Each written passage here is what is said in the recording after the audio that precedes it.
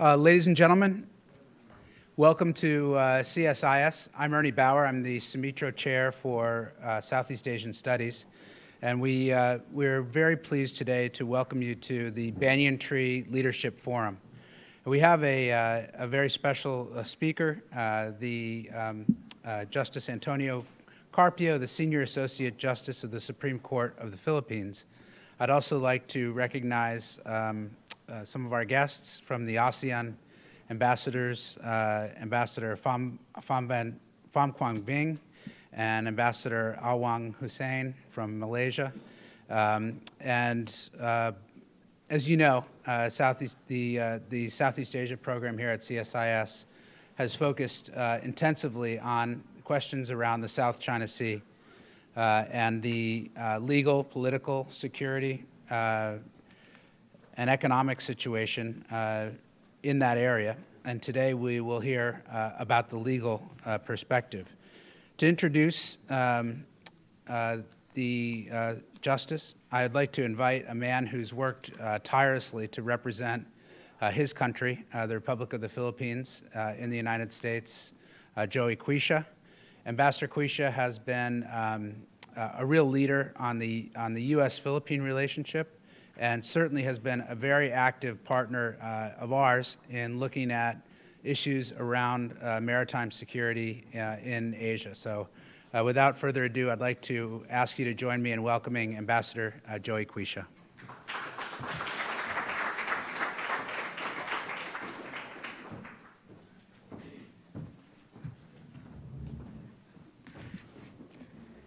Thank you, Ernie, for your very kind introduction.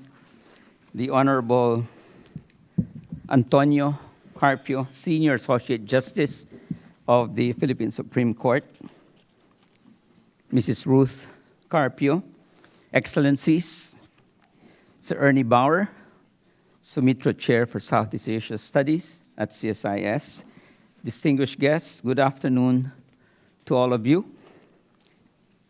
There is never a dull moment in Washington, D.C., and fall always brings a flurry of visitors into town. The visits of Pope Francis and President Xi, within days of each other, have certainly given Washington's policy community much to talk about. Immigration, poverty, climate change were among the issues discussed by President Obama with Pope Francis, while cybersecurity, climate change, and the security situation in the South China Sea figured at the top of the agenda of President Obama's discussion with President Xi. The South China Sea issue has certainly been a major topic of discussion lately. Today, we're privileged to have the Honorable Antonio Carpio, Senior Associate Justice of the Supreme Court of the Philippines, to speak about China's 9-dash line.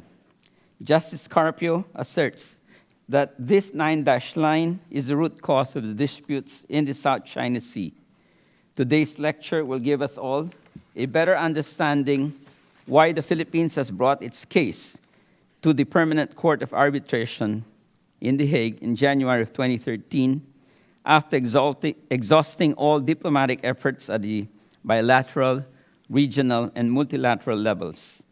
Oral arguments on jurisdiction were heard by the tribunal in July in The Hague, and the Philippines looks forward to a decision before the year is over.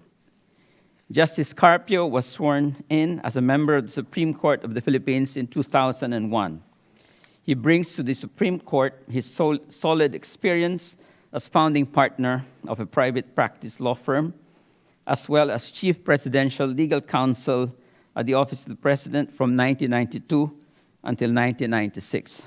I was, of course, privileged to have served also with Justice Carpio in the administration of President Fidel Ramos.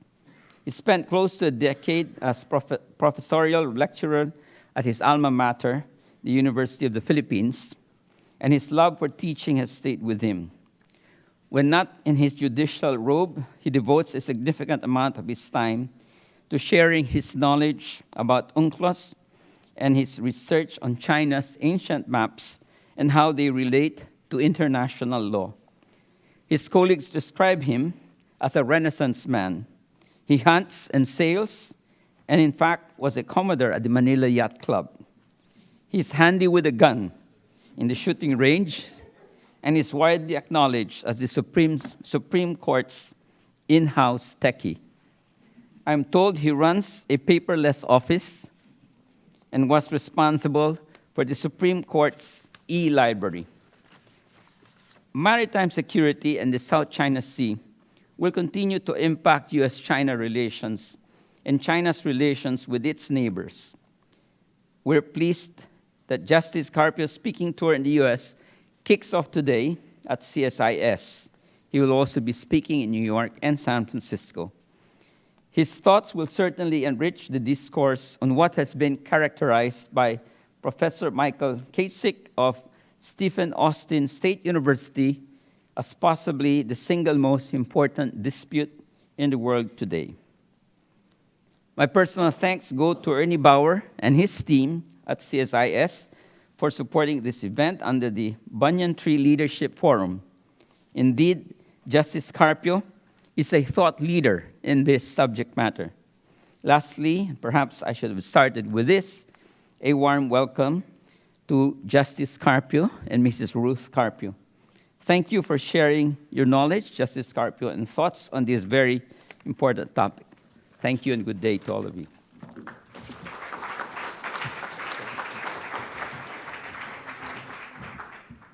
Thank you, Ambassador Joey Quisha, for those kind words.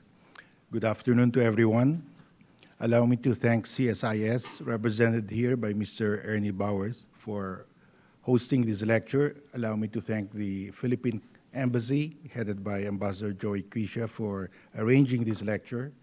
And allow me to thank everyone present here for attending this lecture. The South China Sea dispute has grave implications on the peace, security, and stability, not only of Asia, but also the rest of the world. Half of the world's seaborne trade passes through the South China Sea, valued at $5.3 trillion US dollars annually, and of that, $1.2 trillion US dollars is US bound. The South China Sea dispute has the potential to overturn the UN Convention on the Law of the Sea, the Constitution for the Oceans and Seas of our planet. For the Philippines, what is at stake is 80% of its exclusive economic zone and 100% of its extended continental shelf in the South China Sea. Either the Philippines keeps them or loses them to China.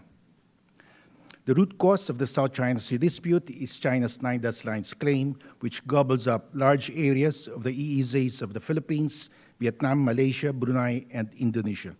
If you look at the map, you can readily see that. These are the 9 dash lines.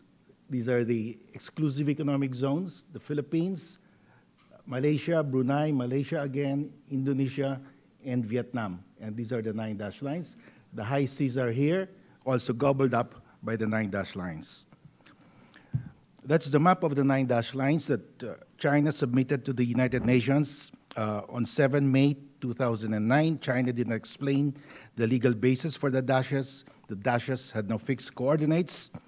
And that map was attached to a note verbal that China submitted to the UN. The note verbal states China's indisputable sovereignty over the islands in the South China Sea and the adjacent waters, and enjoys sovereign rights and jurisdiction over the relevant waters as well as the seabed and subsoil thereof. Now, China has not explained the terms adjacent or relevant waters. These are not terms of UNCLOS. Up to now, China refuses to explain the meanings of these terms. So we can divine the meaning of these terms only if we look at the activities of China in the South China Sea. So in 1988, China seized Subi Reef from the Philippines. Subi Reef is located in the high seas of the South China Sea. It's a low tide elevation. At high tide, it's totally submerged. It's part of the extended continental shelf of the Philippines. And China seized that and put up a radar station. In 1987, yes, that's it. Under UNCLOS, Subi Reef, being part of the extended continental shelf of the Philippines, It's only the Philippines that can put up any artificial structure there. In 1995, China seized Mischief Reef from the Philippines. Mischief Reef is well within our EEZ. It's a low tide elevation, fully submerged at high tide. Under UNCLOS, only the Philippines can put up an artificial structure here, but China just ignored that and put up a structure here. China said it's a shelter for fishermen. That shelter turned out to be a military garrison. Now China is reclaiming that. So that's the meaning of adjacent relevant waters. China seized the high seas. China seized what belongs to the exclusive economic zone of the Philippines. In 2011, the Philippines bidded out this area, areas 3 and 4, for foreign exploitation. On 4 July 2011, China protested and sent a note verbal to the Philippines saying that the Chinese government urges the Philippine side to immediately withdraw the bidding offer in areas 3 and 4 and refrain from any action that infringes on China's sovereignty and sovereign rights. In other words, China claims sovereignty and sovereign rights over areas 3 and 4. This is in the reed bank. That's the meaning of adjacent and relevant waters for China. In 2011, since 2011, we have been sending survey ships to explore the reed bank, but Chinese Coast Guard vessels have been harassing our survey ships. This is Malampaya, our largest operating gas field in the Philippines, supplying 40% of the energy requirement of Luzon, our largest island. The 9-dash lines cuts through Malampaya. In 10 to 12 years, Malampaya will run out of gas, so we have to develop reed bank, but we cannot develop reed bank because Chinese Coast Guard vessels harass our survey ships. In 2012, China published this map entitled Location for Part of Open Blocks in Waters Under the Jurisdiction of the People's Republic of China, available for foreign cooperation in 2012. In other words, China auctioned off these blocks here. This is Vietnam, Hainan. These are the 9-dash lines, and this is the EEZ of Vietnam, the extended continental shelf of Vietnam. So all these blocks are within the EEZ of Vietnam and the extended continental shelf of Vietnam. But China said, we own this, we are offering it for exploitation, exploration by foreign companies. That's the meaning of adjacent and relevant waters under the 9-dash lines of China. In 2013, China released a new map of China, adding a 10th dash on the eastern side of Taiwan. So the 9-dash lines are still growing. China claims the 9-dash lines the 10-dash lines are China's national boundaries without explaining the legal basis or giving the fixed coordinates. The map was published by Sinomap Press, an official mapping agency of China, and we had to protest strongly. In a note verbal that the Philippines sent to China on June 7, 2013, the Philippines strongly objected to the indication that the 9-dash lines are China's national boundaries in the West Philippine Sea, South China Sea, because whatever is enclosed by your national boundaries constitute your national territory, and we have to object. This is the map that China published in 2013. This is Taiwan. The 10th dash was added there, and the legend of the map shows that this shading is the national boundary of China, and these are the shading of the 9-dash lines. China calls the 9-dash lines its national boundaries, the same shading that China uses for its continental boundaries here. So China treats the waters as equivalent to its land territory. James Shoal, China claims James Shoal as its southernmost border. James Shoal is 950 nautical miles from Hainan, about 400 nautical miles from Ituaba in the Spratlys. It's a fully submerged area, 22 meters below the surface of the water. It's not even a low tide elevation. Now, under UNCLOS, the maximum that the coastal state can claim is 350 nautical miles from baselines along its coast. This is James Shoal, 950 nautical miles from Hainan. China calls this its southernmost border, so all the waters here are part of the territory of China, if that is the southernmost border of China. For the last few years, China has been sending to James Shoal a naval task force, and the sailors in that naval task force hold an oath-swearing ceremony, taking an oath to defend with their lives the southernmost border of China. In 2012, China seized Scarborough Shoal from the Philippines. There was a standoff from April to June of 2012. The Americans brokered the agreement that the Chinese Coast Guard vessels and Philippine Coast Guard vessels mutually withdraw. We agreed, China agreed, but when our vessels withdrew, the Chinese did not, and they stayed there up to now. They have stayed there up to now. And Scarborough Shoal is only 124 nautical miles from Luzon, well within our EEZ. It has been our traditional fishing ground since the Spanish times, but we cannot fish there anymore because China has seized that shoal. In 2013, China seized Lucuña Shoals from Malaysia. Last June 4, 2015, the security advisor of Malaysia published this in his Facebook, and he stated in his Facebook, "This small island is not a disputed territory, but a foreign ship which came here as intruded into our national waters. This is the ship, the Hainan 1123. It anchored on Lucuña Shoals since April 2013 and has not left the shoal up to now." Lucuña Shoal is one of the largest reef formations in the Spratlys. It's rich in fisheries, oil and gas. There are Malaysian oil and gas around this area. So China sees that. That's the meaning of adjacent and relevant waters under the 9 dash lines. In 2014, China, through Hainan province, issued a fisheries regulation claiming that these are the waters administered by Hainan. Any foreign ship, foreign fishing vessel wanting to fish here must secure permission from China. It includes the high seas. That's the fishing regulation of China. Article 35 of Hainan's fishery regulation states, foreign fishing vessels entering the waters under the jurisdiction of Hainan to fish must secure approval from Chinese authorities. That's the meaning of adjacent and relevant waters. China claims the high seas as its own. In 2014, China installed its oil rig within the EEZ of Vietnam.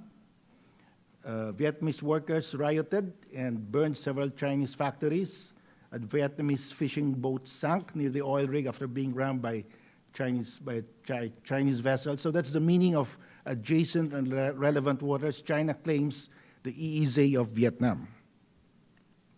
All of these acts of China, among so many others, demonstrate beyond doubt that China is claiming sovereignty, sovereign rights, and jurisdiction to all the waters, fisheries, seabed, and subsoil enclosed by the 9 dash lines. That's the meaning of the 9 dash lines. What is the effect of China's national boundaries under the 9 dash lines? The Philippines loses about 80% of its EEZ facing the West Philippine Sea, including the entire Reed Bank and part of the Malampaya gas field. Malaysia loses also about 80% of its EEZ in Sabah and Sarawak facing the South China Sea, as well as most of its active gas and oil fields in the same area. These are the active gas and oil fields that have powered the economic development of Malaysia. Vietnam loses about 50% of its total EEZ. Brunei loses about 90% of its total EEZ. Indonesia loses about 30% of its EEZ facing the South China Sea in the Tuna Islands, whose surrounding waters comprise the largest gas field in Southeast Asia and the second largest in the world. So the Philippines will be left with a sliver of water as its territorial sea and EEZ. Every time we cross, our Navy ships cross the dotted line here, we enter into Chinese territory. Of course, China says there is freedom of navigation in the South China Sea, but we must understand that China, the basis of China is they have indisputable sovereignty over the South China Sea, and if there is freedom of navigation, it's only by courtesy, by generosity or liberality of China. They can withdraw that at any time. China continues to mass-produce warships, destroyers, frigates, corvettes, and other warships at a faster rate than any other country in world history during peacetime. According to the U.S. Office of Naval Intelligence, during 2014 alone, more than 60 naval ships and crafts were laid down, launched, or commissioned, with a similar number expected through the end of 2015. That's the Type 56 corvette of China. There's one of their smallest warships. The bigger ones are the frigates, the destroyers, and the aircraft carrier. That was launched last March 19. This year, the 25th corvette of China of this type. China plans a total of 40, and the Chinese say that just 20 of these can control the South China Sea. These are ideal for basing in its naval bases in the Spratlys that China is building. China has a second navy, its Coast Guard. It has the largest Coast Guard in the world, larger than the combined Coast Guard of Japan, Vietnam, Indonesia, Malaysia, and the Philippines. That's the largest Coast Guard vessel in the world at 10,000 tons. A sister ship is being constructed also. This acts as the second navy of China. China sends its Coast Guard to harass fishermen from the Philippines, while their gray ships, their naval ships, are just over the horizon, waiting to reinforce their Coast Guard vessels. What will China do with all of these naval assets? The number one purpose, of course, is to enforce the national 9 dash lines as China's national boundaries. China released this year its China military strategy. It's the white paper of China. And China said, we will shift from offshore water defense to open seas protection. The white paper states the traditional mentality that land outweighs the sea must be abandoned, and great importance has to be attached to managing the seas and oceans and protecting maritime rights and interests. Protecting maritime rights and interests are China's code word for enforcing the 9 dash lines as China's national boundaries. Those are the maritime zones under UNCLOS. You have the low water mark here. You measure 12 nautical miles, that's the territorial sea. You measure 200 nautical miles, that's the EEZ. If the continental shelf, there is a natural prolongation of the continental shelf, then a coastal state is entitled to an additional 150 nautical miles extended continental shelf. The high sea starts from here. All the fish here belong to mankind. This is the area, the common heritage of mankind, administered by the International Seabed Authority. The authority has issued 27 licenses to explore the seabed. 4 have gone to China, the largest number for any state. Now, the maximum that a coastal state can claim is 350 nautical miles. 12 territorial sea, 200 nautical miles EEZ, and up to 350 nautical miles as your extended continental shelf. That's the maximum. China claims much more than that, up to 950 nautical miles. What is a low tide elevation? This is an important concept in the dispute. A low tide elevation is a naturally formed area of land above water at high tide, but above water at low tide, but submerged at high tide. In other words, at low tide you see it, at high tide you don't see it. Now, a low tide elevation is part of the submerged continental shelf. It is not land, it is not territory. It has no territorial sea, it has no territorial airspace. If it is located beyond the territorial sea, it's not subject to appropriation by any state. Most of the reclamations of China in the South China Sea are low tide elevations, and we will see that later. So at low tide, you see this rock, another rock, and this island. At high tide, this is submerged. So this is a low tide elevation. This is a rock above water at high tide. Even if it's only 1 inch above water at high tide, it's entitled to a 12 nautical mile territorial sea. That's huge. It's about 155,000 hectares of surface area. Now, this is an island. It has 12 nautical mile territorial sea. If it's capable of human habitation of its own, it's entitled to 200 nautical mile EEZ. And if it can prove a natural prolongation of its continental shelf, it's entitled to an additional 150 nautical mile extended continental shelf. So a maximum of 350 nautical miles. China claims more than that. What is our dispute with China that we have brought to the UNCLOS tribunal?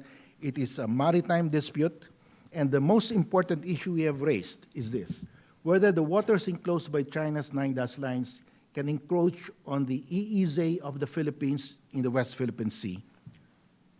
That's the major issue that we raised, and if that issue is raised favorably, then the dispute in the South China Sea will be reduced drastically from the entire South China Sea to just the territorial sea of the islands in the Spratlys. The Philippines is not asking the tribunal to rule who owns those rocks, who has sovereignty over those rocks. We are asking the tribunal to rule what are the maritime entitlements of those rocks, whether it's 0, 12 nautical miles, or 200 nautical miles. But China is saying before the tribunal can rule on the maritime entitlements, the tribunal must first determine who has sovereignty over those rocks. If that were the case, then the tribunal would have no jurisdiction because UNCLOS does not regulate territorial disputes, it settles only maritime disputes. So how do we answer that argument? Well, this is Scarborough Shoal.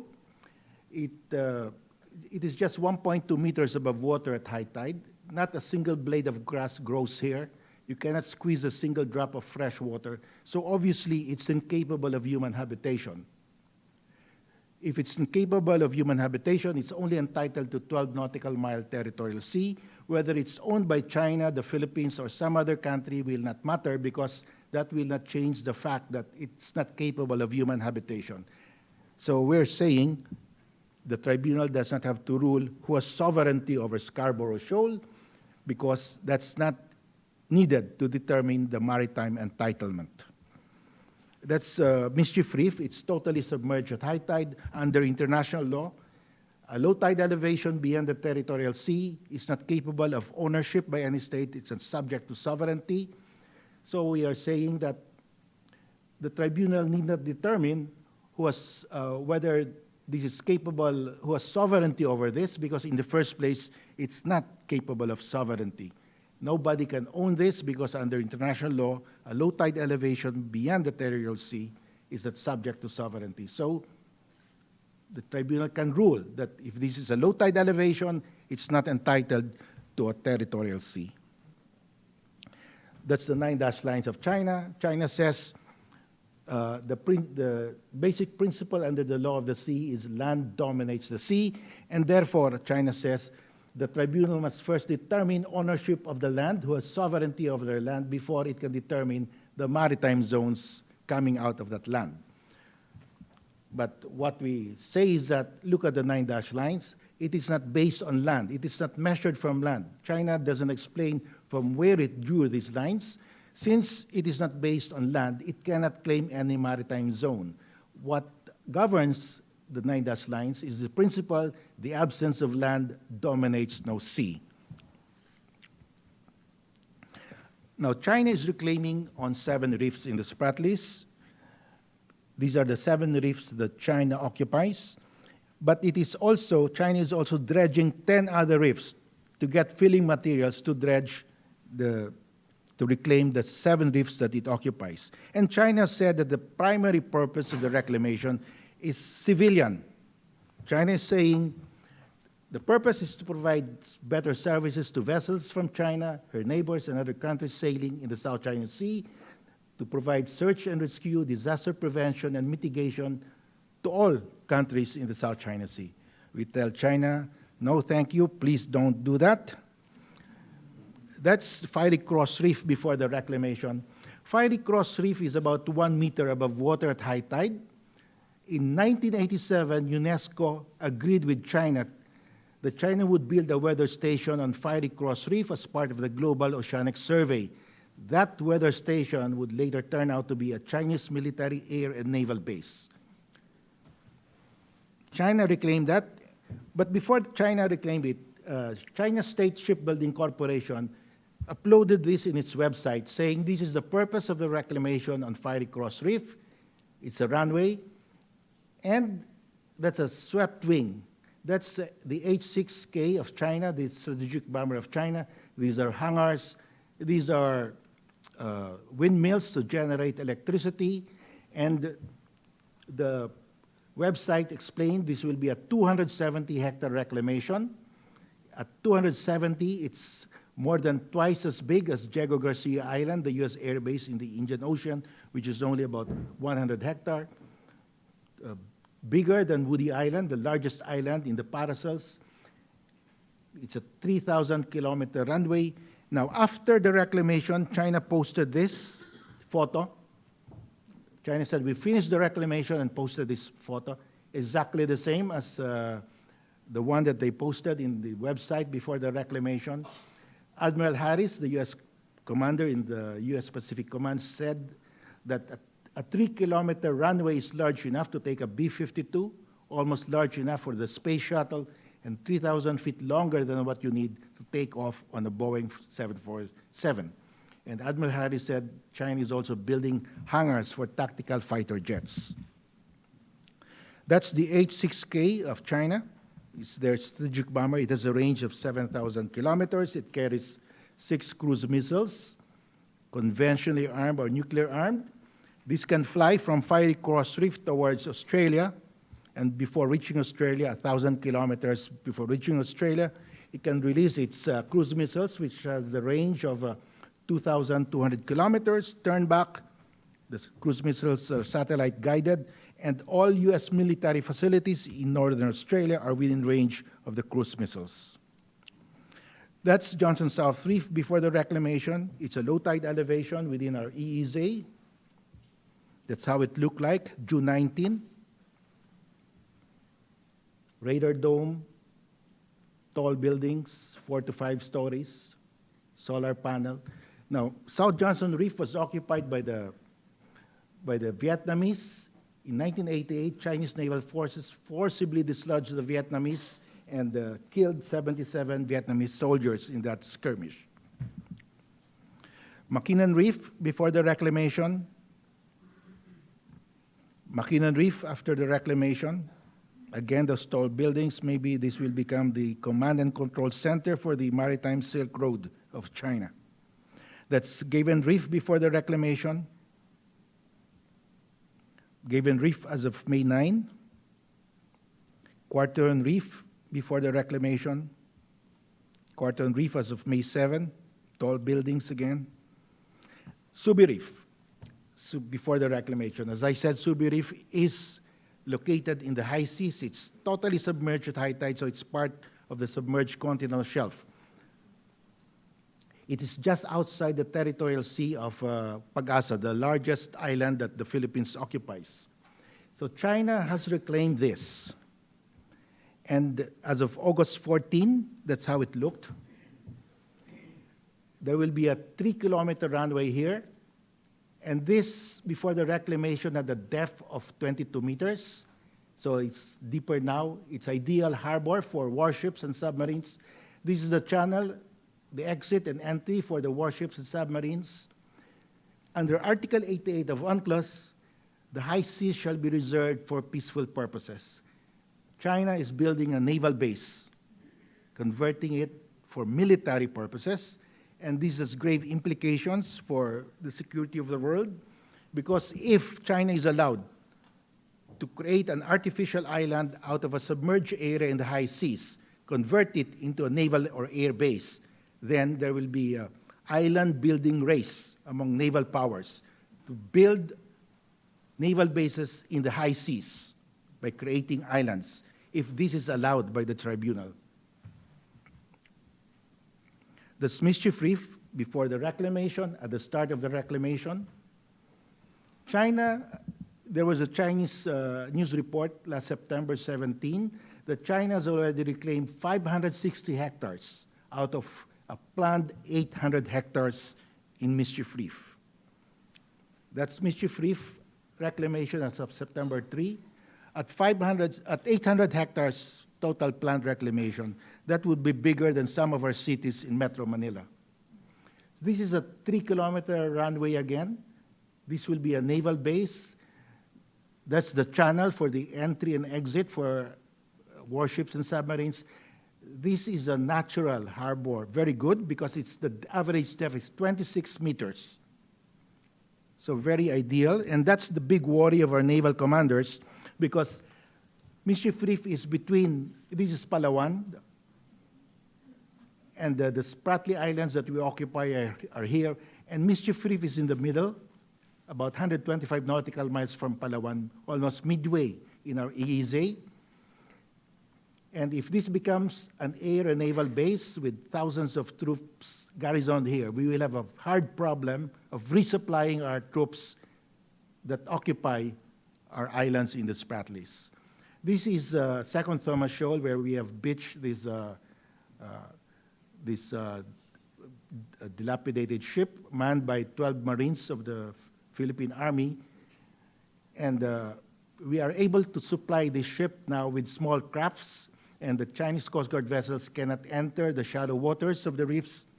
But once they have a naval base here, they will have small crafts also guarding that reef 24 hours a day, and we'll have a hard time maintaining that reef, the Second Thomas Shoal. Now, of course, the reclamations violate the Declaration of Conduct. China and ASEAN signed the Declaration of Conduct in 2002, and the declaration states the parties undertake to exercise self-restraint, like refraining from action of inhabiting on presently uninhabited islands, reef, shoals, cays, and other features. President Xi Jinping was here recently, and he said the parties must comply with the Declaration of Conduct so that there will be peace and stability in the South China Sea. But of course, they are the first to violate the Declaration of Conduct. That's Woody Island, the largest island in the Paracels. It's an air base of China. It has a 2,700-meter runway. China is extending it to 3,000 meters. And so China has an existing air base in the South China Sea. And with it's here, the air base in the Paracels, Woody Island, China is putting up 3 here. And I suspect, this is my personal assessment, China will reclaim Scarborough Shoal to put up a 3rd air base, a naval base. So they will have a triangle of air bases to impose an ADIS in the South China Sea. And an air and naval base in Scarborough Shoal would be ideal for China because the submarines of China are based in Hainan. They cannot fire their missiles here because their missiles have a range of only 7,500 kilometers. They have to cross the Bassi Channel and fire their missiles in mid-Pacific to hit continental USA. So they have to protect the channel here, the Bassi Channel, their only outlet to the Pacific from the South China Sea. Last April, China conducted sea drills. They sent their strategic bomber, the H-6K, on a drill in the Western Pacific, crossing the Bassi Channel. Last June, China held air and sea drills here in the Bassi Channel, and China announced that they will conduct regular air and sea military drills in the Bassi Channel. So it's very important for China to keep the Bassi Channel open for them, and an air base in Scarborough Shoal would give them that protection. And an air base here will bring their H-K bombers closer to Guam, and their fighter jets and reconnaissance planes can now patrol the Western Pacific from an air base in Scarborough Shoal. So what has happened from 1946 to 2015 in the South China Sea? Before the war, the southernmost territory of China was Hainan Island. Not a single Chinese sailor or soldier was stationed in the South China Sea outside of Hainan Island. During the war, Japan seized the Paracels from the French and established a submarine base in Ituaba. After the war, with the departure of the Japanese, China seized the Amphitrite group of the Paracels and Ituaba in the Spratlys. So China moved its southernmost defense perimeter to the Paracels, the Amphitrite group, and Ituaba here in the Spratlys. The French regained possession of the Crescent group, and the South Vietnamese succeeded the French. But in 1974, China forcibly evicted the South Vietnamese in the Crescent Group in the Battle of the Paracels, widening their defense perimeter here. In 1988, China seized South Johnson Reef from the Communist Vietnamese. 1995, China seized Mischief Reef from the Philippines. 2012, China seized Scarborough Shoal from the Philippines. 2013, China seized Lucuña Shoals from Malaysia. So from 1946 to 2015, China moved its defense perimeter close to the 9-dash lines. And starting last year, late last year and this year, China started to build air and naval bases in the Spratlys. With those air and naval bases, China now can enforce the 9-dash lines as China's national boundaries in the South China Sea. So what is the grand design of China in the South China Sea? China's grand design is to control the South China Sea for economic and military purposes. China wants all the fisheries, oil, gas, and mineral resources within the 9-dash lines. China is the largest fishing fleet in the world with 70,000 vessels. They need only 7,000 to fish in the South China Sea. The rest of their vessels go all the way to Africa, competing with European fishing fleets. China's per capita fish consumption is the highest in the world at 35.1 kilograms per year to feed 1.3 billion people, while the rest of Asia is only 21.6 kilograms a year. China is the largest net importer of petroleum in the world. China also wants the South China Sea as a sanctuary for its nuclear-armed submarines, free from surveillance by U.S. submarine hunting Poseidons and U.S. nuclear attack submarines. The reclamations in the Spratlys are not a knee-jerk reaction to the Philippine arbitration case, but part of China's long-term grand design. As Zhang Ji, head of the Asia-Pacific Security Program, attached to the Chinese Academy of Social Sciences, stated, China has wanted to do this for a long time. Now it has the dredging boats, the money, and the people, so it is doing it. Mischief Reef. Mischief Reef is a 30 million work of nature. Mischief Reef is an atoll reef. That means it was formed out of a sunken volcano. As the volcano sinks to the bottom of the sea, the reef grows. The reefs are formed by tiny sea animals called corals. It takes 30 million years for an atoll reef like Mischief Reef to form. And what is the value of this reef? This is a spawning ground of fish.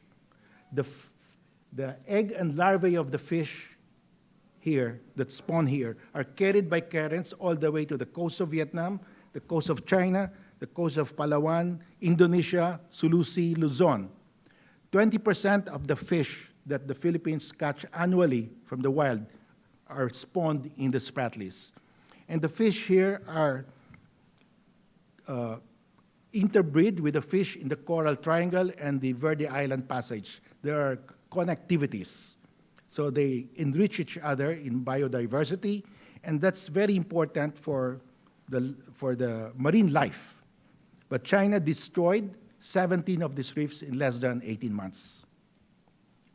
That's the largest dredging vessel in Asia, and this is the rotating steel cutter. This is the largest dredging vessel that China sent to the Spratlys. This is a rotating steel cutter, and how does it work? The rotating cutter is dropped to the bottom of the sea. It grinds and pulverizes the coral. There's a suction here that sucks the pulverized coral into the ship, and the pulverized materials are pushed through these pipes by pressure and deposited at the rim of the reef. And all the reefs here are dead now. They've been pulverized, and the reefs here are also dead. They've been covered with the pulverized materials. These are the floating pipes that were washed ashore to Zambales from the Spratlys. That's how the dredgers work. They dredge the lagoon and pile all the pulverized sand here. According to Dr. John McNamara, a renowned marine biologist from the University of Miami, who has studied marine life in the Spratlys, China's reclamations are the most rapid permanent loss of coral reef in human history. It is a terrible, terrible thing to do this, according to Dr. McManus. Who can create artificial islands or erect structures on low tide elevations in the EEZ or extended continental shelf? Only the adjacent coastal state. And that adjacent coastal state is the Philippines. Very important, so we look at the specific provision in UNCLOS, Article 60 of UNCLOS, on artificial islands, installation structures in the exclusive economic zone. In the exclusive economic zone, the coastal state shall have the exclusive right to construct and to authorize and regulate the construction, operation, and use of artificial islands, installation structures for any economic purpose. The coastal state shall have the exclusive jurisdiction over such artificial islands, installation structures. It's the Philippines that is the coastal state. China is 950 nautical miles away, more than 350 nautical miles maximum limit under UNCLOS. It's the Philippines that's the coastal state. It's the Philippines that can construct artificial islands on its EEZ, like Mischief Reef. It's within our EEZ, totally submerged at high tide. Only the Philippines can construct. But China just ignored that. How about the extended continental shelf outside our EEZ but within our extended continental shelf? Article 80 of UNCLOS, artificial islands, installation structures on the continental shelf. Article 60, the one that I read earlier, applies to artificial islands, installation, and structures on the continental shelf. Again, it's only the Philippines that can reclaim Subi Reef, that can install artificial structures on Subi Reef. It's a totally submerged reef at high tide, but China just ignored that.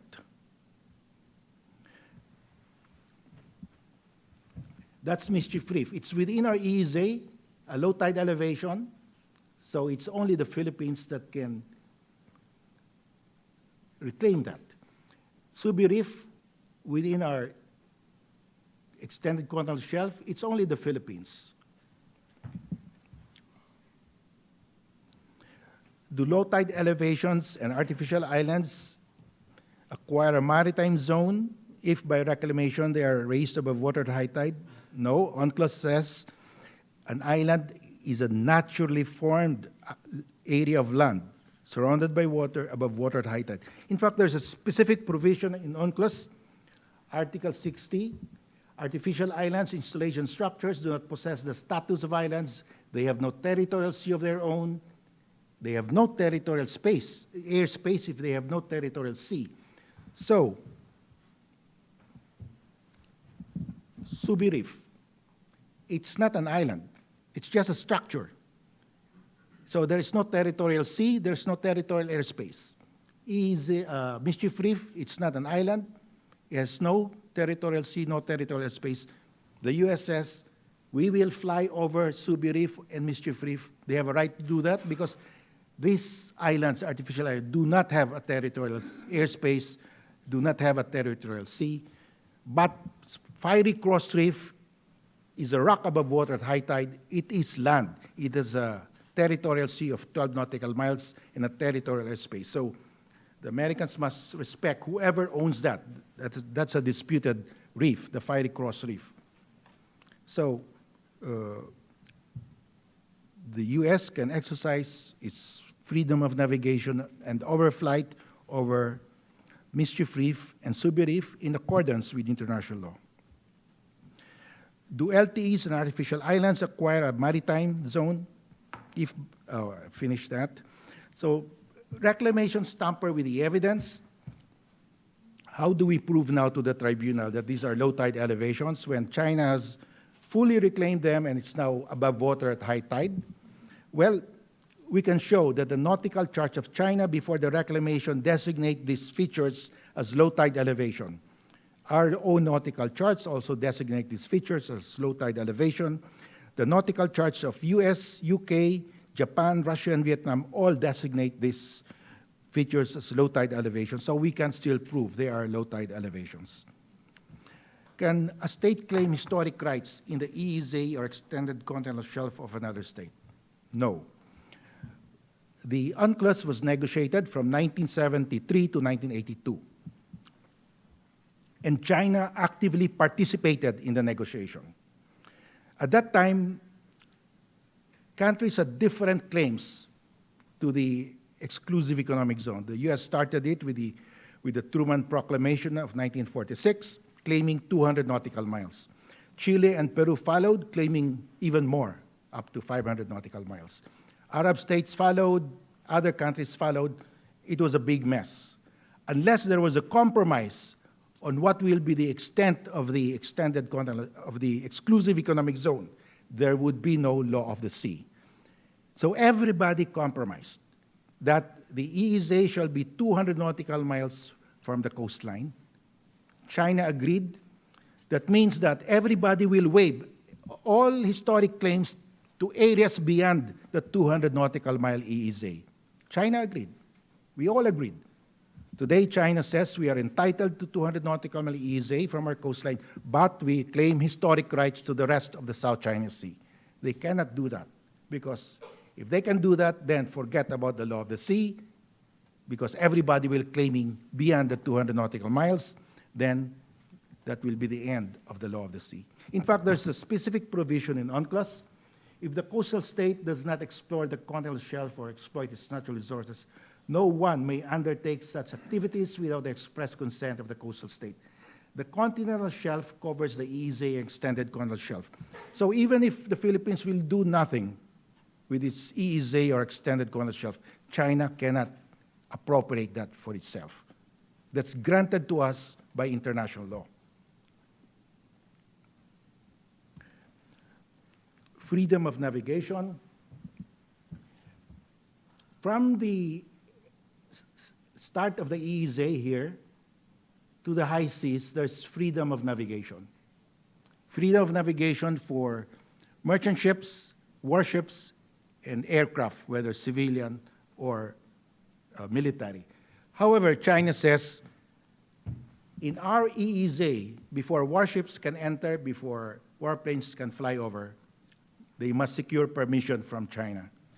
And that's the big dispute between China and the US. China belongs to the small minority of countries, about 20 of them, that adopt that position, that in the EEZ, there is no freedom of navigation for military aircraft or warship. But recently, China held naval drills in the Mediterranean. In the Mediterranean, there are overlapping EEZs, there are no high seas. And China conducted naval drills together with Russia a few months ago without seeking permission from the coastal states. Also recently, China sent a naval task force to the Bering Sea. They crossed the EEZ of the Aleutian, US Aleutians, and the territorial sea of the US Aleutians without seeking permission. So it looks like China is going to abandon its position that in the EEZ there's no freedom of navigation for military warships. That has been the case of USSR before. At the start of the Cold War, the USSR said there's no freedom of navigation for warships in our EEZ. But once they developed a blue water navy, they abandoned that position, because what will they do with their blue water navy if they have to seek permission whenever they sail through the EEZ of coastal states? So I can see that there will be soon an agreement, probably between China and the US, that in the EEZ, warships can sail, warplanes can fly without securing permission from the coastal state. The high seas have always been part of the global commons, whether before or after UNCLOS. UNCLOS states the high seas are open to all states, whether coastal or landlocked. Freedom of the high seas comprises, among others, freedom to fish. So in the high seas, even a country like Nepal, Laos, or Switzerland, landlocked countries, have a right to fish in the high seas. The US has a right to fish in the high seas of the South China Sea. All countries. It's open to everyone. So the US is, in fact, a real party in interest when China claims the high seas as its own. The whole world have a real interest to intervene in this dispute because China is claiming the global commons. That's the high seas. 20% of the South China Sea constitute the high seas. And China said, foreign fishing vessels cannot fish here without our permission. That's against UNCLOS, and everybody has a right to intervene to enforce the law of the sea there. Hainan claims this as the waters it administers. It includes the high seas. So I call this the grand theft of the global commons by China, because China is claiming what belongs to the global commons. The high seas are here. Now, Ito-Aba. Ito-Aba is the largest island in the Spratlys. It's 46 hectares in size. And China claims it is capable of human habitation. And if it's capable of human habitation, it generates a 200 nautical mile EEZ. And if it generates a 200 nautical mile EEZ, it overlaps with the EEZ of Palawan. And this is the overlap. Now, Ito-Aba has a coastline of only 1 kilometer.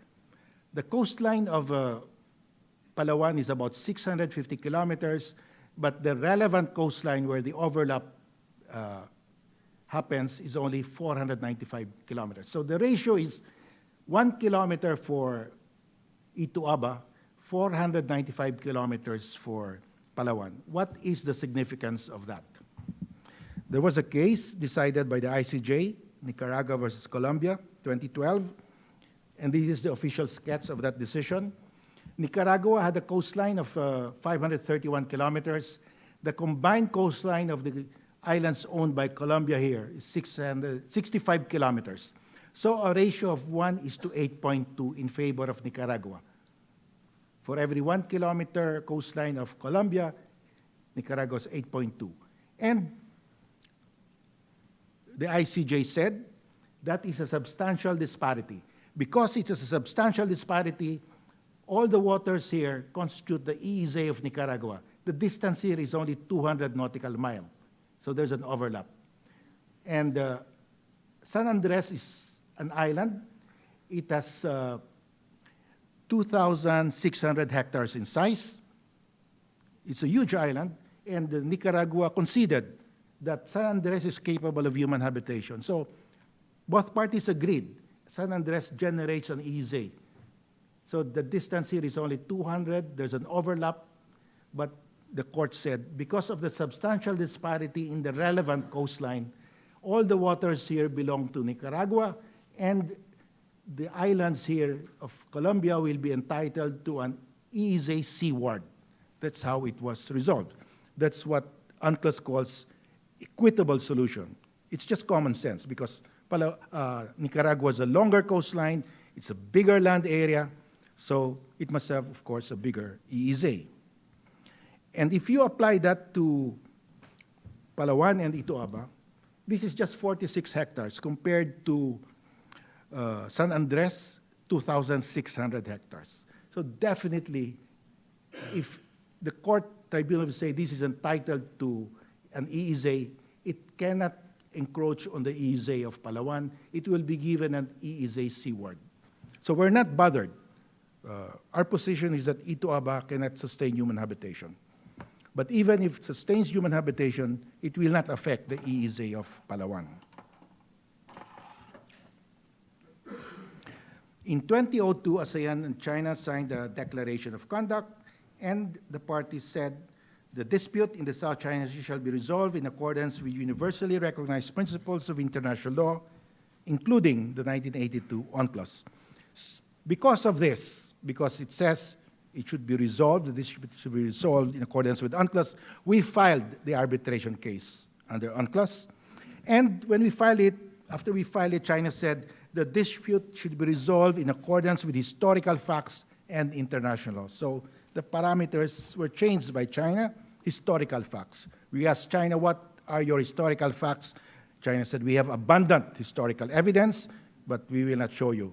China never shows us those evidence, so we had to dig the records ourselves. So we look at the maps, the official and unofficial maps of China from 1136 during the Song Dynasty until the end of the Qing Dynasty in 1912 show that the southernmost territory of China has always been Hainan Island. Our own official maps and unofficial maps show from 1636 until 1933 show that the Scarborough Shoal has always been part of the Philippines. That's the oldest map of China that I could find. It's dated 1136 AD. Huayi-2, that means the map of China and barbarian countries, and it shows Hainan as the southernmost territory of China. Why is this map still in existence? It's engraved in stone. You can still see it in the Museum of Stone Steels in Xi'an, China. It's there. It's probably the oldest map of China. Now, throughout the Chinese dynasties, Hainan Island has always been the southernmost territory of China. So this is the last official map of the Qing dynasty that I could find. The Qing Empire's complete map of all provinces, 1896. The Qing dynasty ended in 1912, and it shows Hainan Island in inset as the southernmost territory of China. Hainan Island was always a part of Guangdong province throughout the Chinese dynasties. It became a separate province only in 1988. So, how about the Philippines? This is the 1734 map of the Philippines, printed in Manila. We call it the mother of all Philippine maps. Scarborough Shoal is mentioned here. It was given a name for the first time. We have several maps earlier than this, since 1636, showing Scarborough Shoal as part of the Philippines, but unnamed. No name was given to Scarborough Shoal until 1734. The first name that was given to Scarborough Shoal was Panakot. That's a Tagalog word, Filipino word for danger. Because if you are a captain of a ship and you don't know where it is, your ship will hit the rocks, and that's what happened to a ship called Scarborough. The British tea clipper ship Scarborough hit the rocks, and it ran aground there. That's why European cartographers called this Scarborough Shoal. But that was much later. 1734, we had already had the name for Scarborough Shoal. And this is Los Bajos de Paragua. Paragua is the old name for Palawan. Los Bajos is a Spanish word which means shoals. So these are the shoals of Palawan. Those are the Spratlys. We have older maps showing the Spratlys as part of the Philippines, but unnamed. It was only in the 1734 map that there was a name given to the Spratlys. The first name ever given was Los Bajos de Paragua, given in a map printed in Manila during the Spanish regime. There is no older map, either by Vietnam or China, showing the Spratlys as part of their territory, showing Scarborough Shoal as part of their territory. When the Americans came to the Philippines after defeating the Spaniards, this is the first map that the Americans issued. 1899, they came to the Philippines, 1898. And it shows Bajo de Masinloc. That's the name also for Scarborough Shoal. United States Coast and Geodetic Survey, so this is an official map of the United States, showing that Bajo de Masinloc or Scarborough Shoal is part of the Philippines. Now, when the Qing dynasty ended in 1912, of course, you had the Republican constitutions. The Republicans, led by Dr. Sun Yat-sen, established the Republic of China, and they had several constitutions. First five of their constitutions state, this is the first constitution, 1912. The territory of the Republic of China is composed of 22 provinces, Inner and Outer Mongolia, Tibet, and Shanghai, and Qinghai. 22 provinces. Remember, Guangdong is one of the 22 provinces, and the southernmost territory of China is Hainan, which is part of Guangdong. So here you can see that in the first constitution of the Republic of China, China is saying our territory is the same as the territory of the old empire.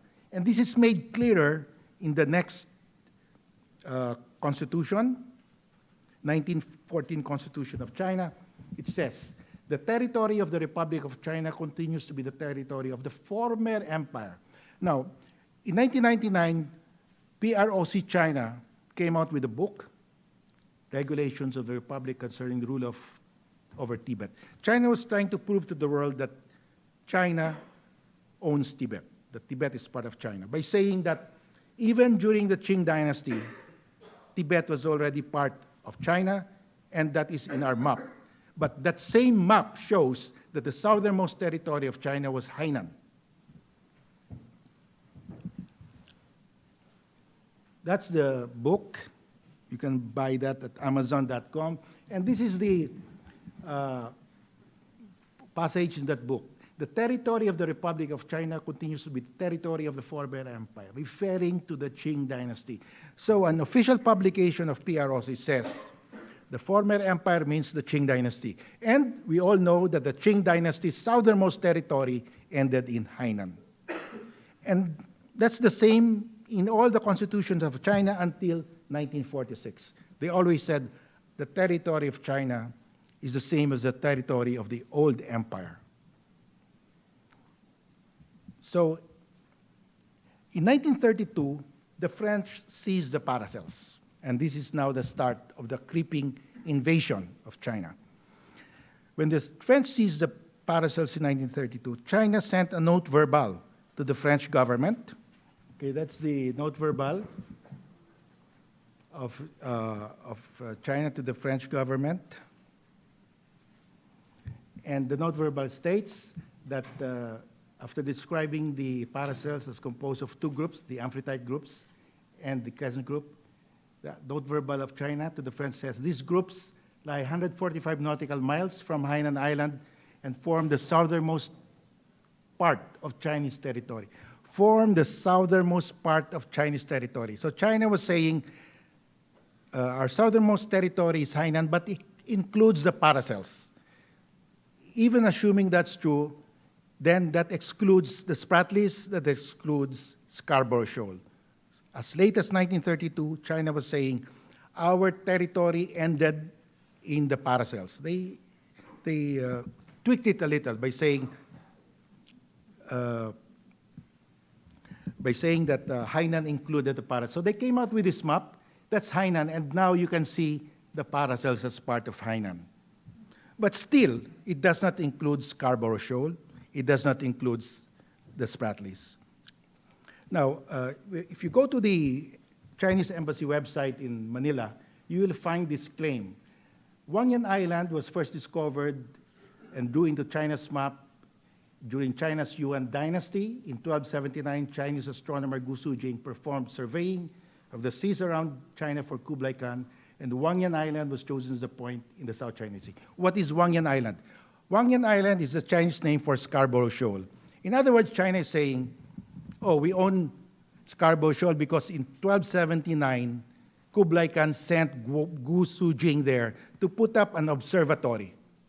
Gu Sujing is a brilliant guy, the equivalent of Leonardo da Vinci of China at that time. He was a brilliant engineer, mathematician, astronomer, and he built 27 observatories, 26 on the mainland and one in the South Sea, Nanhai. China calls South China Sea South Sea only, Nanhai. The name South China Sea was given by European cartographers. And this story says Kublai Khan sent Gu Sujing to put up an observatory in Banyan Island, Scarborough Shoal. China was an agricultural economy at the time. They needed a very accurate calendar to know when to plant, harvest, irrigate, and so on. And this guy produced a more accurate calendar than the European calendar at the time. But did he ever set foot in Scarborough Shoal? Well, in 1980, Vietnam and China quarreled over the Paracels. Vietnam said, these are our historical records that we own the Paracels.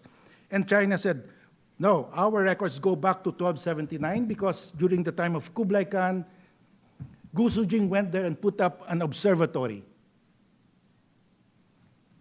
It was an argument used by, so the Ministry of Foreign Affairs of China published this article in Beijing Review. It's an official document. And that article says, the astronomical observation point Nanhai was today's Seizure Islands. It shows that Seizure Islands were within the bounds of China at the time of Yuan dynasty. Seizure, of course, is internationally known as the Paracels. So China was telling the Vietnamese, we own the Paracels because that's where Gu Sujing put up his observatory. Today, China is saying, oh, we own Scarborough Shoal because that is where Gu Sujing put up his observatory. They cannot do that. But could Gu Sujing have physically put up that observatory in Scarborough Shoal? Of the 26 observatory that Gu Sujing put up in mainland China, one still exists today. You can visit it in Hainan province, and this is it. It's 12.6 meter high. There's a sundial, very long. To operate this, you have to be there every day of the year to take measurements. There are measurements here, astronomical equipment here. And this is Gu Sujing, brilliant guy. But did he ever go to Scarborough Shoal? That's Scarborough Shoal. It's just 1.2 meters above water high tide. The Asian man is 5 to 6 feet tall. You superimpose that building, it's impossible. If Gu Sujing built it there, that would have been a greater feat than the construction of the Great Wall of China. Last September 2014, something earth-shaking happened. There was an exhibit in Taiwan of the records of the 9 dash lines. It was an exhibit of the Kuomintang Party. Kuomintang Party was the party in power in 1947, and they were the ones who invented the 9 dash lines. And in that exhibit, President Ma, he belongs to the Kuomintang Party, was the guest speaker, and he said, the 9 dash lines was limited only to the islands, was a claim limited only to the islands and their adjacent 3 nautical mile territorial sea. Ma said there were no so-called claims to sea regions. In 1947, there was only the maritime zone called territorial sea. Beyond that was the high seas. There was no EEZ. So Ma was saying, in 1947, we claimed the islands. We do not claim the sea. We claim only the island, and what was then allowed was a territorial sea. Today, that island can claim a territorial sea, and if it's capable of human habitation, it can claim an EEZ. So with that statement, Ma has aligned Taiwan's interpretation of the 9 dash lines completely in accord with UNCLOS.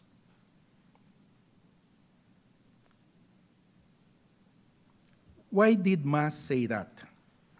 Ma turns out to be a scholar of the law of the sea. He took up his PhD in law from Harvard, and he specialized in the law of the sea. He was interviewed by the New York Times last October, and he said, there is a basic principle in the law of the sea that land dominates the sea.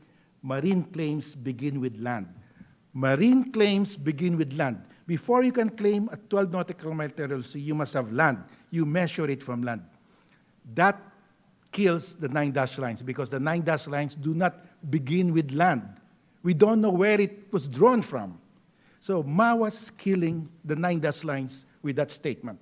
And he aligned Taiwan's interpretation of the 9 dash line completely in accordance with UNCLOS. I have no dispute with that interpretation. That's wonderful.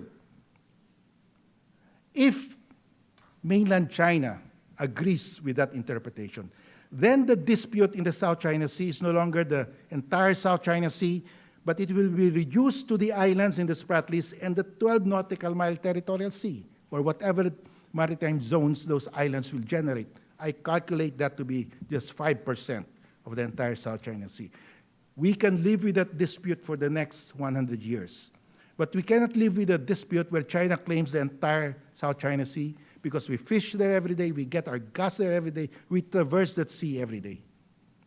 So if the mainland China, if President Ma will not recant his interpretation and mainland China agrees, then I will nominate President Ma for the next Nobel Peace Prize. Now, what is the legal basis of the Philippines in claiming Scarborough Shoal?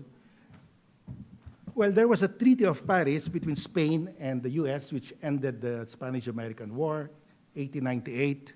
And there were lines drawn, and Spain said, all islands within those lines, we cede to the US. Unfortunately, Scarborough Shoal lies outside the treaty lines. That's why the Chinese are saying, you don't own Scarborough Shoal. It's outside the Treaty of Paris lines.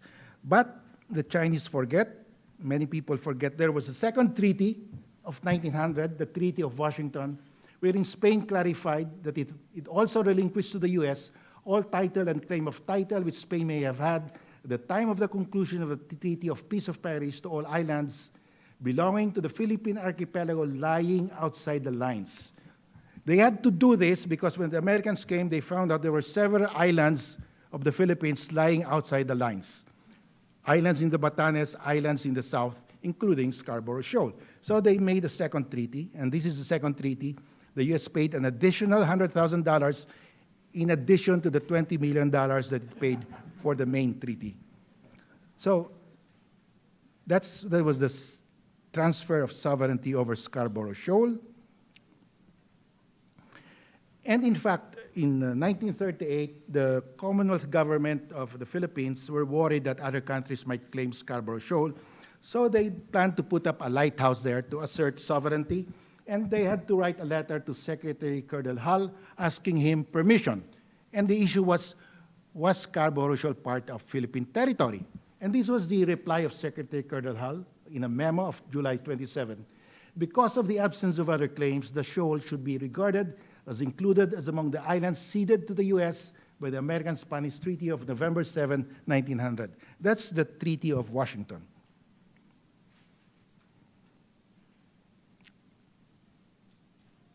From 1960s to 1980s, the Americans and the Philippine authorities used Scarborough Shoal as a gunnery range. For more than 3 decades, we issued notices to mariners. That's one of the notices. Bombing and gunnery exercise using live ammo will take place in Scarborough Shoal. That's another notice. Bureau of Coast and Geopolitical Survey announced the following navigational warnings to all mariners. Missile firing ranges are bound as follows. So we notified the world. This happened continuously over a span of 3 decades, and nobody protested. China never protested. And we notified the world through the International Maritime Organization. Now, what is China's core objection to arbitration? China is saying that the dispute that we have brought to the UNCLOS tribunal is a dispute of maritime delimitation between 2 states, and therefore it's excluded from compulsory arbitration because China made a reservation. UNCLOS allows that. And that is Article 298 says, Article 298 allows exclusion from compulsory arbitration of disputes concerning the interpretation or application of Articles 15, 74, and 83 relating to sea boundary delimitations. China made a reservation. We will not be bound by compulsory arbitration when it comes to Articles 15, 74, and 83 relating to sea boundary delimitation. What are Articles 15? Okay, Article 15 says delimitation of territorial sea between states. That means you delimit if there are overlapping territorial sea. Article 74, delimitation of the exclusive zone, exclusive economic zone between states. You delimit when there is an overlap. Article 83, the same. You delimit the continental shelf between states if there is an overlap. Is there an overlap between China's territorial sea, EEZ, and extended continental shelf, and ours? This is China's territorial sea. It's just 12 nautical miles from the coastline. This is ours. Definitely no overlap. EEZ of China here, 200 nautical miles from Hainan. Our EEZ is here. Definitely no overlap. None. In this Palawan area, the opposite state is Vietnam. It is not China because China is about 800 nautical miles away. So there can be no overlap here in the Palawan area. Our extended continental shelf will be up to here.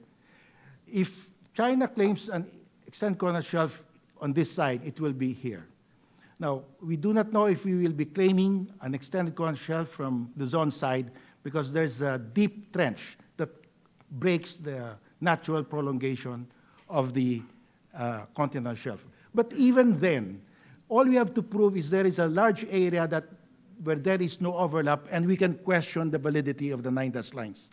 So this objection of China cannot apply, does not hold water, because there is clearly no overlap as territorial sea, EEZ. And in the extended coordinate shelf, there can be no overlap in this area because our opposing coast is that of Vietnam. And that's enough for us to question the validity of the 9 dash lines. I will now come to the last 2 slides. Why is it important to apply UNCLOS in the South China Sea dispute? If we do not apply UNCLOS to this dispute, then UNCLOS will not apply to any maritime dispute in the rest of the oceans and seas of our planet. And if there is no rule of law in the South China Sea, the rule of the naval canon will prevail. There will be a naval arms race, and that's actually what's happening now. Resources that we need, that we've been putting for education, infrastructure, social services, will have to be realigned and devoted to acquiring warships, warplanes, and missiles. And we don't want to do that. So I end with this question. I call it the Grotian question because the father of the law of the sea is, of course, Hugo Grotius. And my question is, will the world community allow a single state to rewrite the law of the sea so the single state can exercise indisputable sovereignty to almost an entire sea, subject the high seas to its sovereign jurisdiction, and seize large areas of other coastal states' EEZs, which are their legal maritime entitlements under both customary international law and UNCLOS? Thank you for your patience and kind attention, and a pleasant afternoon to everyone.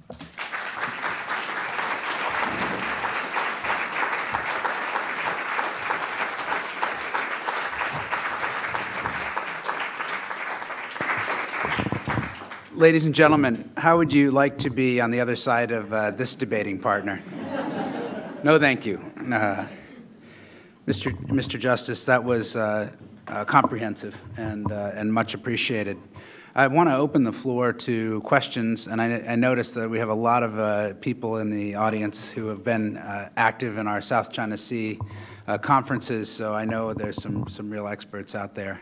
Let me open the floor to observations, questions, and comments on the Justice's comprehensive presentation.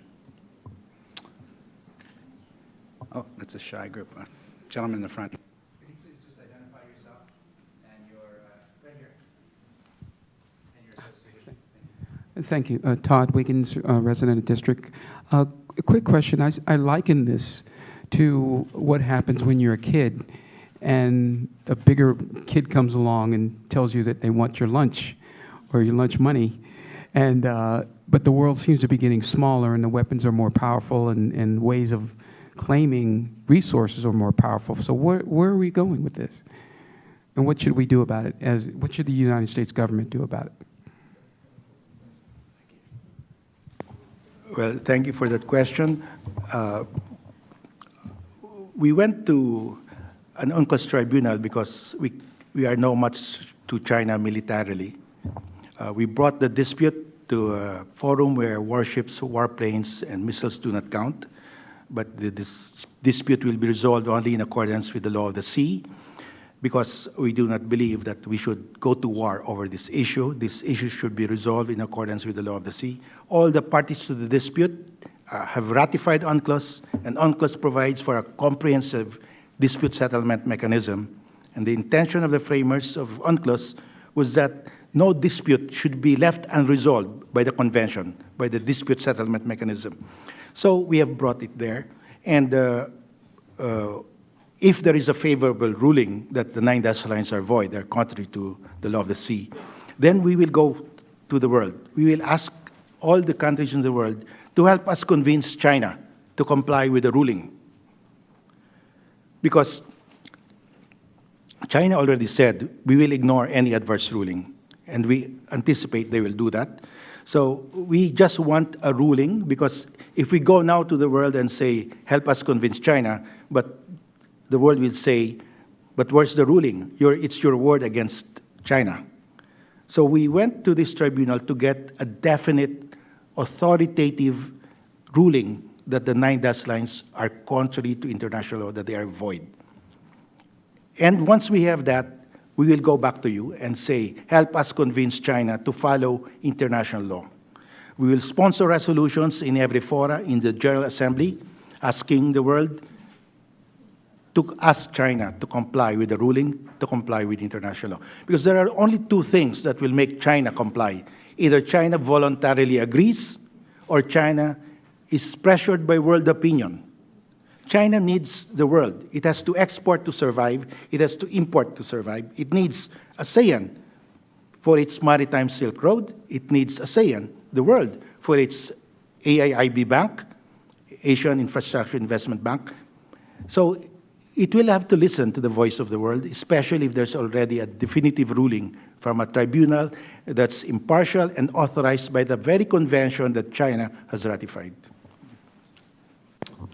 Question here and there.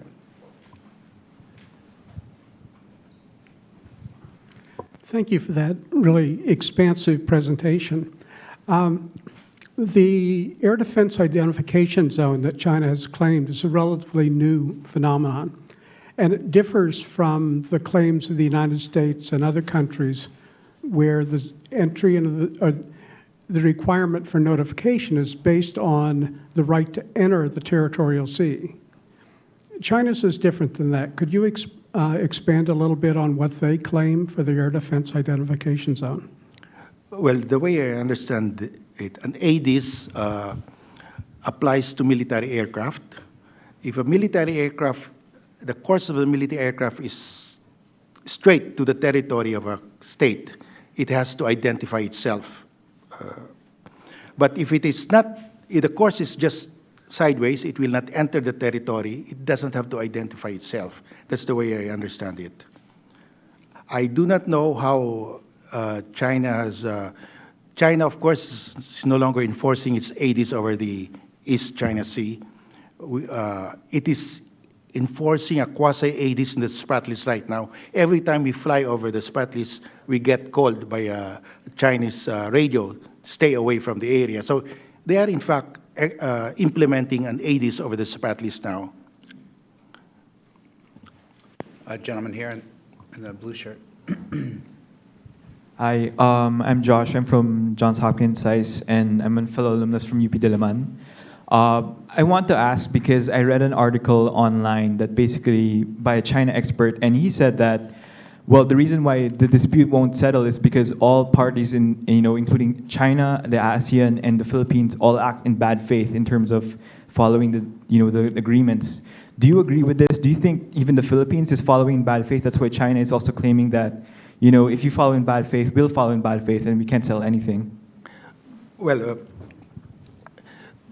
let's go back to the 2002 Declaration of Conduct, because that's our starting point. Everybody agreed. We follow this. We behave this way so that there will be no shooting war. We agreed there will be no new reclamations, no new takeover of new features. China broke that.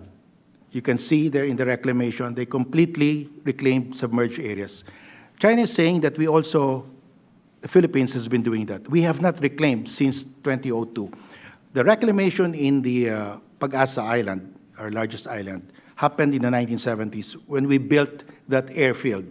That airfield, I was there a few months ago, is now eroded. We have not fixed it because of the 2002 Declaration of Conduct. If you fly there, your airplane must be able to reverse its engine, otherwise it will go over the runway because at the end of the runway, it's already eroded. And we have been very careful. We have not reclaimed. There are two kinds of reclamation in the Spratlys. Reclamations on land territory above water at high tide. That land above water at high tide is entitled to a territorial sea. And a state has a right to reclaim on its territorial sea. You cannot deny that. There is another kind of reclamation in the South China, in the Spratlys, where what is being reclaimed is completely submerged area. You don't have a right to do that except the coastal state. The Philippines we have never reclaimed on submerged area. We only expanded the runway of an existing large island, 36 hectares.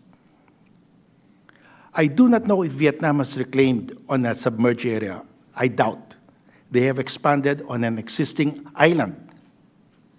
So, but China has reclaimed in many submerged areas. So that's the big difference. Yes. Back here. Larry Nix from CSIS. Justice Carpio, a follow-up to the answer to the first question. The position of the United States through several administrations towards all of these maritime disputes in the Western Pacific is that the United States does not make any judgments with regard to the claims issued by the various claimant countries.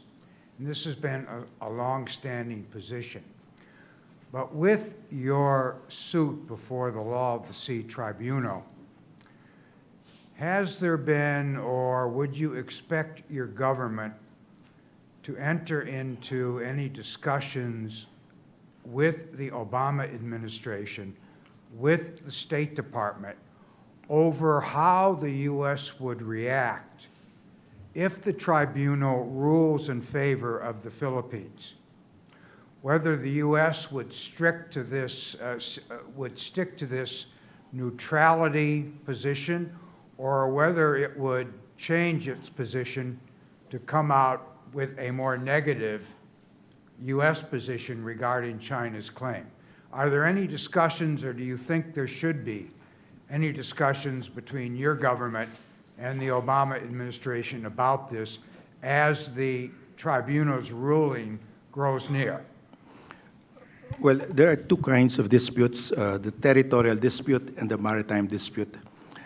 The U.S. has always said that it will not take sides on territorial disputes in the South China Sea. That means Paracels and the Spratlys.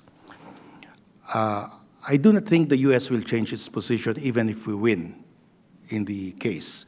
However, if we win in the maritime issue, that means that the 9-dash lines are void, and therefore the high seas are open. The EEZs are open, there's freedom of navigation, freedom of overflight.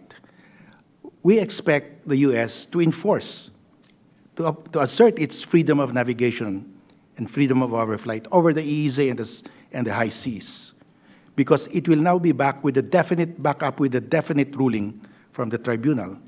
The interest of the U.S. in the South China Sea is freedom of navigation and freedom of overflight. It does not take sides on the sovereignty issues over the islands. And personally, I don't think the U.S. will change that. But if the U.S. will assert freedom of navigation and overflight, I think they will assert soon by flying over Subi Reef and Mischief Reef. But with more reason they can do this if there's a ruling that strikes down the 9-dash lines. We'll go to this side and then back here.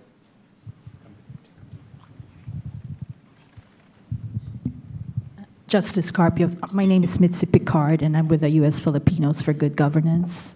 I know your wife very well from Manila.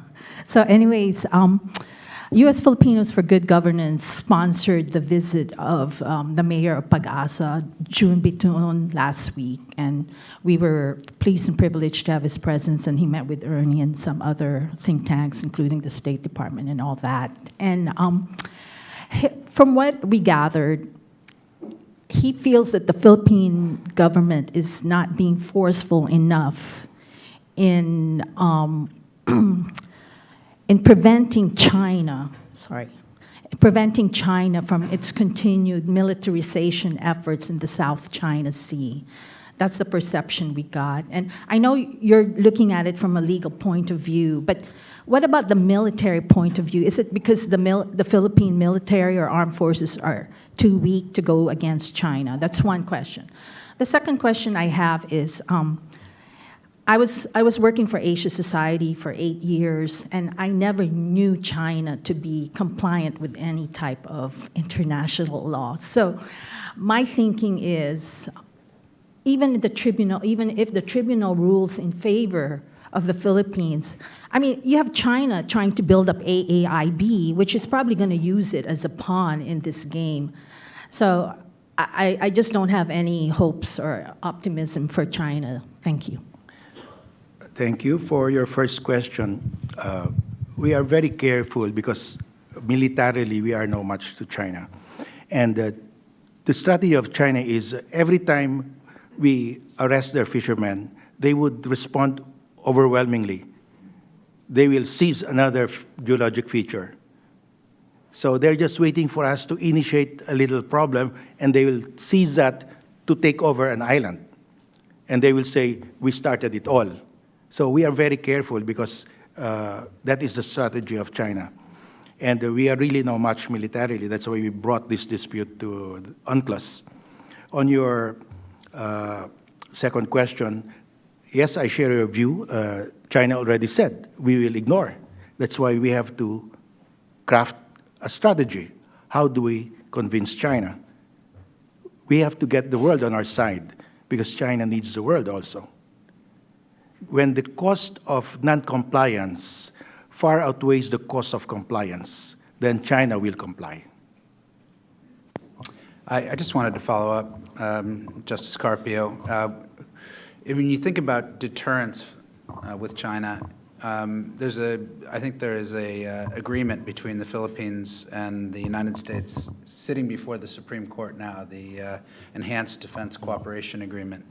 Would you see EDCA as a deterrent to the Chinese, or would you prefer not to sort of deal with this until the arbitrational ruling is decided?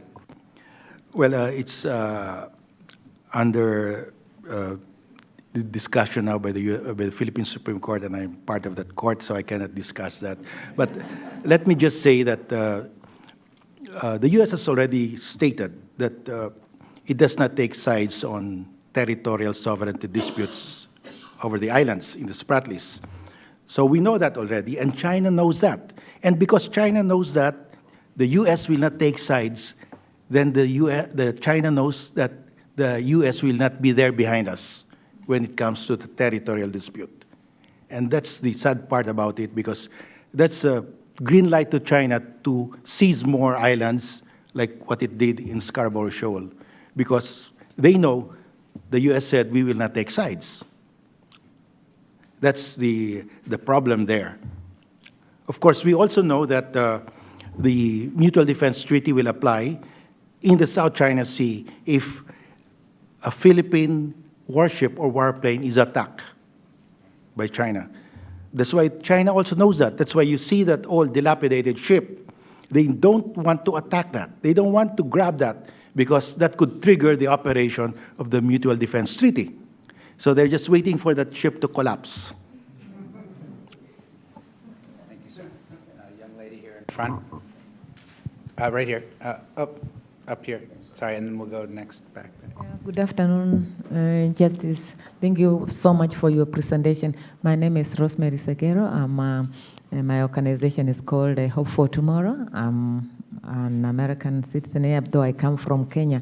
Your presentation is very, very great, and looking at what you're talking about the world, talking to China, what they are doing and what they cannot do. As I follow up with the lady with compliance with China, now you can see Chinese have always an agenda. They are all now in African. African leaders need to listen to you. And this presentation, what would you advise them now that China is now going? This is what will come to the end in Africa, just listening to your presentation. Thank you. Well, I hope they will just comply with the ruling. I hope they will join us in the arbitration, because that will give them a chance to present their side. And I hope they will comply with whatever the ruling will be. Because in the end, if China doesn't comply, this will hound them forever. And we are not alone. Once the ruling strikes down the 9-dash line, there is Vietnam that will take advantage of that. There is Malaysia that will take advantage of it, Brunei, and Indonesia, and the rest of the world that will be affected by the encroachment by China. So I see this eventually China complying in the end. It will take time. But remember, all the diplomats of China now, all the commodores of China, all their admirals, all their generals, all their bureaucrats, all their Politburo members grew up being taught that they own the South China Sea. And that we have to change. We have to change that mindset. And we need a ruling from an impartial tribunal as a starting point to change that mindset. It will take time.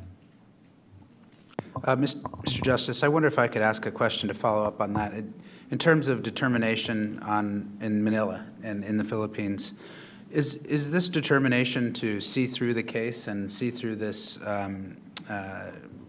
it takes a lot of courage, actually, for the Philippines to do what it did. When I travel around Southeast Asia and talk to other leaders off the record, they tell me, we're with the Philippines on this. And I said, would you say so?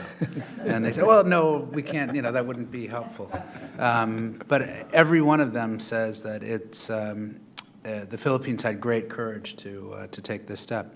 Would that courage, is that courage bipartisan? In other words, you have an election in May in the Philippines. Is it possible that a candidate might be able to win the presidency in the Philippines and say, we'll drop the case. Maybe we just need an economic partner in China and maybe we can step back. Is that a possibility? Well, we expect the decision of the tribunal to come out sometime mid-year of next year. Okay. By that time, the new president will come in by June 30. So the decision will come before the new president comes in. And if the decision is favorable to the Philippines, I do not think that the new president will say, I will give up whatever is awarded to the Philippines under that decision. I don't think he can change it anymore. And I've been talking all over the country trying to explain that the merits of this case, and I do not think there will be support for any president to abandon this case, to drop this case, even assuming that the decision will not come out before the new president comes in. I think the people are sufficiently informed that we should continue with this. Thank you. Young lady right back here, the black hair. Thank you. You mentioned that the rest of the ASEAN countries that have disputes with China, Vietnam, Malaysia, and Brunei, will then take this opportunity if, in fact, the ruling is successful. But how do you respond to the comments that the Philippines legal recourse actually derails from the so-called regional efforts, ASEAN efforts, to finally come up with a code of conduct? Because the sense that we got in the region was that, you sort of jumped the gun on the COC process. Please. Could you just identify yourself? Sorry, my name is Melly Anthony. I'm currently based at Elliott School, but I'm actually from RSIS Singapore. Thank you. Oh, great. Welcome. Thank you for that. Well, we signed the Declaration of Conduct in 2002, and as you've read, it says that the dispute should be resolved in accordance with UNCLOS, and that's exactly what we did because that's what the declaration said. Now, we have to remember that the Code of Conduct that should be that's being drafted now, but there's no working draft, not even after 12 years, there's not even a working draft. The Code of Conduct is intended to regulate behavior, to regulate how the parties will conduct themselves with their warships, warplanes, and other naval assets so that there will be no shooting war. These are rules to regulate behavior of states while the dispute is going on. There is another set, that's the dispute settlement mechanism under UNCLOS. That is the dispute settlement mechanism that will finally resolve the dispute on the merits. Because UNCLOS does not regulate behavior of the parties while the dispute is going on. So the Code of Conduct was designed to regulate behavior, not to settle the dispute. That settlement of the dispute is under UNCLOS. So these are two different things. So we availed of the dispute settlement mechanism because it's there. All the parties have signed, ratified UNCLOS. But there is still a need for a code of conduct to regulate the behavior of the parties. So these are two different things. Thank you. Gentleman here. Here's a microphone coming up. Domingo Tukaya. I'm a retired Philippine Navy captain. And like Justice Carpio, I myself, I was in Pagasa way back in 1970 when we landed the Marines and claimed the islands for the Republic. There were 7 islands initially. Anyway, I'm really saddened to know that China has did a lot of encroachment here in our areas. In fact, when the Americans left Subic and Clark, I made a threat estimate or a national intelligence estimate about a forecast of what China would do. And true enough, my forecast was that China would make good their plan to have I would say, a hegemony in the area, and that would include the South China Sea. Well, now it's already the truth. I mean, it's there. But my question, Justice Carpio, is this: aside from the Hague Convention, the UNCLOS, are there any other options that are still left with us, with the Philippines? Well, we have been negotiating with China since 1995. China ceased mischief in 1995, and we asked China to sit down, negotiate. We have countless exchanges of notes verbal to discuss the issue. Every time they encroach, we send a note verbal, we ask for discussion, and nothing has happened. China would say, you are just a small country. Just forget it. You really want to discuss? Okay, concede for sovereignty, and we will discuss revenue sharing. Of course, we cannot do that. I mean, our diplomats have been humiliated. But we've tried to talk with them all these years until Scarborough Shoal happened. So in terms of sitting down with China, negotiating with them, we've done that. And that's a dead end for us. We have to develop a new track. The other track is military, but of course, we are starting from a very low base. The president has been spending more for defense because for the last 3 decades, we have been spending our resources to stamp out 2 insurgencies, the communist insurgency and the Muslim secessionist insurgency. We have neglected our external defense. Now we have to address that issue simultaneously. So we are doing a lot of things, but we have done all that we can possibly do in terms of the diplomatic track. Thank you, Justice. Mr. Justice, I think one of the questions in Washington of late is whether the United States should go ahead with freedom of navigation exercises within the 12 nautical mile of the, as you pointed out, the features that would be submerged and then have been built up. I assume from your presentation that you'd be, if Secretary Carter asked for your advice, you'd say, go ahead. Is Yes, that correct? definitely. I wanted to put that on the record. Young lady in the back, please. Thank you. I'm Janice Chen with Taiwan Democratic Progressive Party's U.S. mission, and it's an honor, Justice Carpio, to be able to hear your presentation today. Since you raised President Ma's statement, I just wanted to dig a little bit more into that. He did make this speech last year at this exhibit, and it was reported afterwards, I believe by The Economist, that he said that Taiwan's claims would be limited to 3 or 12 nautical miles, but that actually did not appear in any of the presidential office statements, the official statements that were released. And then I think there was, The Economist published a correction letter from the Kuomintang's representative in London a couple of weeks after, saying that it was erroneously reported. So I think the broader point really is, I mean, he did say, land dominates sea. He said that in the New York Times, and it's on the record. And I think it's true that the Taiwanese government's position has over time slowly evolved toward more closely with international law and UNCLOS. And the more recent statements from the Foreign Ministry in April and July both explicitly reference UNCLOS. But I think what this shows is I think there's a little bit of just very calibrated ambiguity that Taiwan, whether the government or us in the opposition, we always have to be mindful of. For example, our candidate has said that her government would follow international law and UNCLOS, but the MOFA statements have said something like the spirit and principles of international law and UNCLOS. I think there's a lot of hedging going on, and that leads to my question.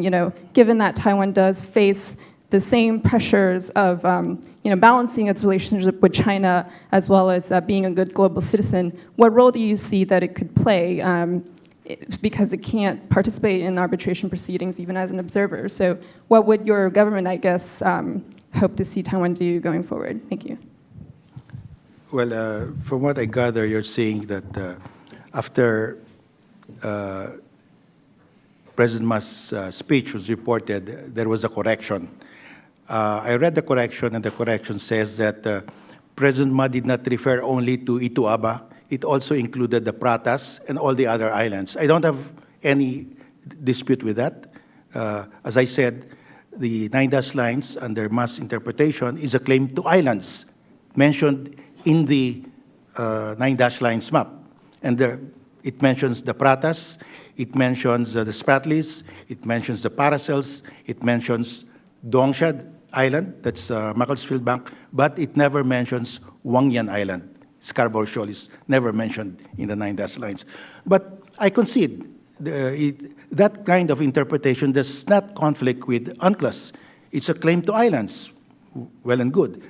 And it's a claim to the maritime zones that those islands may possibly generate. I don't quarrel with that.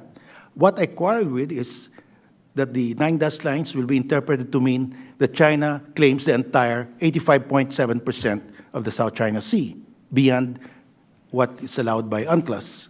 Now, if President Ma is now recanting and saying, maritime claims need not begin with land, we can claim the entire sea. That's why I said, if President Ma does not recant, and he can convince mainland China on his position, I nominate him for Nobel Peace Prize. But he should not recant, because it's very clear that he said, maritime claims must begin with land. Perfect. But if he's now saying, only in some instances, maritime claims begin with, well, that's a different thing. That's not the law of the sea. Ladies and gentlemen, I hope you'll join me in thanking the Justice for a comprehensive presentation.